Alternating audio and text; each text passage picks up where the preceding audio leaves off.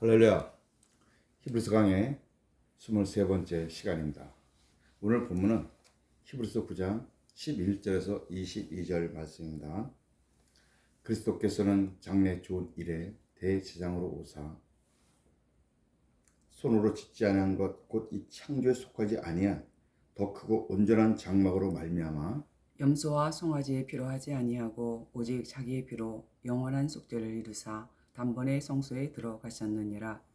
염소와 황소의 피와 및 암송아지의 죄를 부정한 자에게 뿌려 그 육체를 정결하게 하여 거룩하게 하거든. 하물며 영원하신 성령으로 말미암아 흠없는 자기를 하나님께 드린 그리스도의 피가 어찌 너의 양심을 죽은 행실에서 깨끗하게 하고 살아계신 하나님을 섬기게 하지 못하겠느냐. 이로 말미암아 그는 새 언약의 중보자시니 이는 첫 언약 때의 범한 죄에서 속량하려고 죽으사 부르심을 입은 자로 하여금 영원한 기업의 약속을 얻게 하려 하심이라. 유언은 유언한 자가 죽어야 되나니 유언은 그 사람이 죽은 후에야 유효한즉 유언한 자가 살아있는 동안에는 효력이 없느니라. 이러므로 첫 언약도 피 없이 세운 것이 아니니 모세가 율법대로 모든 계명을 온 백성에게 말한 후에 송아지와 염소의 피 및 물과 붉은 양털과 우슬초를 취하여 그 두루마리와 온 백성에게 뿌리며 이르되 이는 하나님이 너에게 명하신 언약의 피라 하고 또한 이와 같이 피를 장막과 성기일에 쓰는 모든 그릇에 뿌렸느니라. 율법을 따라 거의 모든 물건이 피로써 정결하게 되나니 피 흘림이 없은즉 사함이 없느니라. 아멘. 오늘 본문의 말씀을 가지고 첫 언약과 새 언약의 피 흘림과 제3이라는 제목으로 말씀을 나누도록 하겠습니다. 먼저 본문 11절에서 17절 말씀은 하늘 성소로 들어가신 예수 그리스도에 대하여 말씀하고 계시는데 왜 예수님께서 하늘 성소로 들어가셔야 했습니까? 그것은 바로 우리들의 죄를 사함받기 위해서입니다. 참으로 중요한 말씀이죠. 자, 먼저 그리스도께서는 장래 좋은 일에 대제사장으로 오셨습니다. 11절 말씀 보겠습니다. 그리스도께서는 장래 좋은 일에 대제사장으로 오사 손으로 짓지 아니한 것 곧 이 창조에 속하지 아니한 더 크고 온전한 장막으로 말미암아 그렇습니다. 그리스도는 사람의 손으로 짓지 아니하고 또 이 세상에 속하지 아니한 더 크고 완전한 성소인 하늘의 지성소로 들어가셨습니다. 12절 말씀 봅니다. 염소와 송아지의 피로 하지 아니하고 오직 자기의 피로 영원한 속죄를 이루사 단번에 성소에 들어가셨느니라. 아멘. 그리스도께서는 염소나 송아지 피가 아닌 당신의 피를 가지고 우리 죄에 대하여 영원한 속죄를 이루시기 위하여 단번에 하늘 지성소로 들어가셨습니다. 그것은 바로 우리들의 죄 때문에 하늘 성소로 올라가신 거죠. 이 부분은 나중에 정리할 때 좀 더 자세히 말씀을 나누겠습니다. 13절 말씀 봅니다. 염소와 황소의 피와 및 암송아지의 죄를 부정한 자에게 뿌려 그 육체를 정결하게 하여 거룩하게 하거든. 구약의 제물인 염소나 황소의 피와 암송아의 죄를 부정한 자에게 뿌려도 그 육체가 깨끗하고 거룩하게 되거든. 즉 율법으로 해도 죄의 사함을 받는다는 거죠. 그런데 14절 말씀을 보겠습니다. 하물며 영원하신 성령으로 말미암아 흠없는 자기를 하나님께 드린 그리스도의 피가 어찌 너희 양심을 죽은 행실에서 깨끗하게 하고 살아계신 하나님을 섬기게 하지 못하겠느냐. 그렇습니다. 하물며 영원하신 성령으로 말미암아 흠없는 자신을 완전한 제물로 하나님께 드린 그리스도의 피가 어찌 우리 마음을 우리 양심을 죽은 행실로부터 깨끗하게 하지 못하겠습니까? 또 살아계신 하나님을 섬기도록 하지 못하겠습니까? 다 하실 수 있다는 그런 말씀입니다. 짐승의 피로도 어느 정도 됐습니다. 물론 완전하진 않죠. 그런데 예수 그리스도 피가 무엇을 못하겠냐는 말입니다. 죄를 깨끗하게 하지 못하겠느냐? 아니 하나님을 바로 섬기도록 하지 못하겠느냐? 다 하실 수 있다는 것을 말씀하고 있습니다.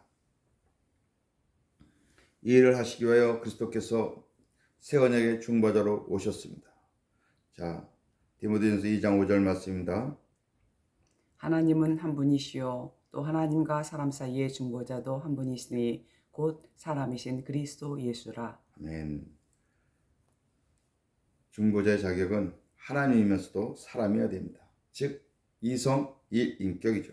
하나님 되고 사람 되고. 그렇기 때문에 중보자는 오직 예수 그리스도 한 분뿐입니다. 15절 말씀도 봅니다. 이로 말미암아 그는 새 언약의 중보자시니 이는 첫 언약 때의 범한 죄에서 속량하려고 죽으사 부르심을 입은 자로 하여금 영원한 기업의 약속을 얻게 하려 하심이라. 네. 그리스도께서 첫 언약 아래서 살던 사람들을 죄로부터 속량하시려고 십자가에 죽으셨습니다. 첫 언약으로는 안 되니까. 첫 언약으로는 구원이 없어요. 그러니까 그 첫 언약 율법 아래서 허덕이는 사람들을 구원하시기 위해서 예수님이 십자가에 달려 죽으신 것입니다. 예수님 죽으심으로 말미암아 하나님의 부르심을 입은 성도들은 영원한 기업의 약속을 얻게 되었습니다. 하나님 나라에 가게 되었다는 말씀이죠. 할렐루야. 자, 우리 16절 17절도 보겠습니다. 유언은 유언한 자가 죽어야 되나니 유언은 그 사람이 죽은 후에야 유효한즉 유언한 자가 살아있는 동안에는 효력이 없느니라. 아멘. 유언한 자가 죽어야만 효력이 있는 것이죠. 살아있으면 효력이 없습니다. 그렇죠. 유언은 죽은 자가 죽기 전에 하는 말입니다. 예수님은 살아계실 때 많은 말씀을 하셨습니다. 그리고 죽으셨어요. 물론 부활하시고 지금도 살아계시죠. 왜 여기서 유언한 자, 죽음 이런 이야기를 하냐면 예수님의 그 피를 강조하고 있는 것입니다. 예수님 죽으셔서 피 흘리셨지 않습니까?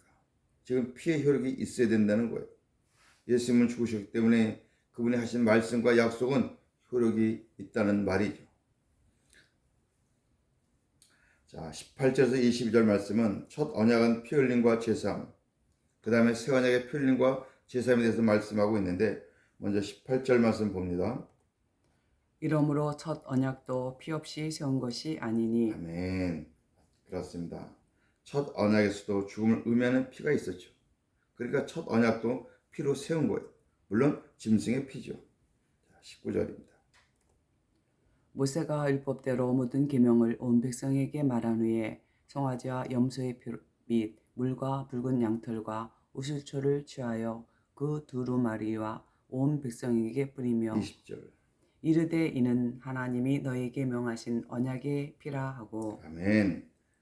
모세는 백성들에게 율법에 기록된 모든 계명을 가르친 후에 송아지와 염소의 피를 물과 함께 섞은 다음에 붉은 양털과 우슬초에 적셔서 율법책과 백성들에게 뿌리며 이는 하나님께 너에게 명하신 언약의 피라고 선포하였습니다.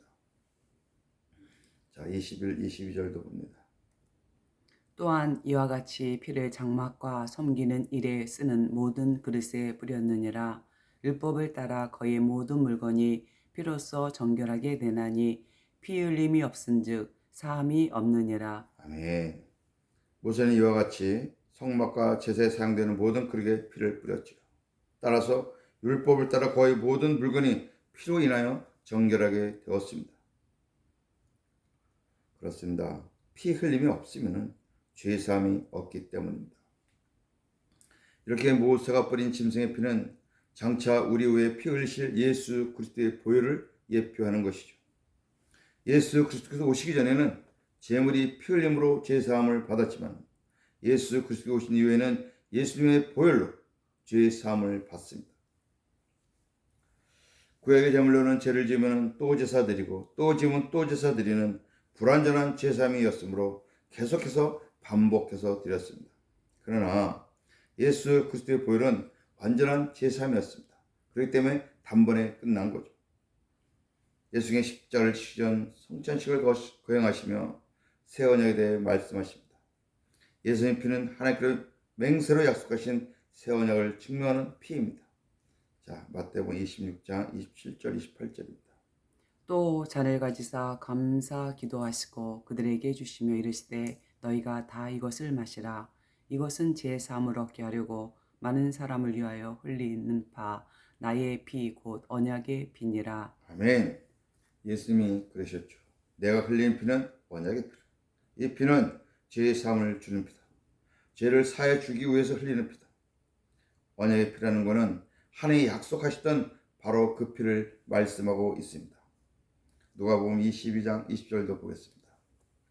저녁 먹은 후에 잔도 그와 같이 하여 이르시되 이 잔은 내 피로 세우는 새 언약이니 곧 너희를 위하여 붓는 것이라. 아멘. 드디어 예수님 입에서 새 언약이 나왔습니다. 구약의 짐승들이 흘렸던 그 피는 옛 언약의 피요, 새 언약의 중보자로서 예수님 흘리신 피는 새 언약의 피입니다. 자, 우리의 죄는 십자에서 사함받는 것이 아닙니다. 많은 분들이 이 부분에 혼동하고 있습니다. 예수께서 우리 죄를 담당하시고 우리 죄를 짊어지시고 십자가에 죽으셨다가 부활 승천하셨습니다. 십자가는 우리의 죄를 담당하신 것입니다. 우리 죄를 짊어지신 거죠. 왜?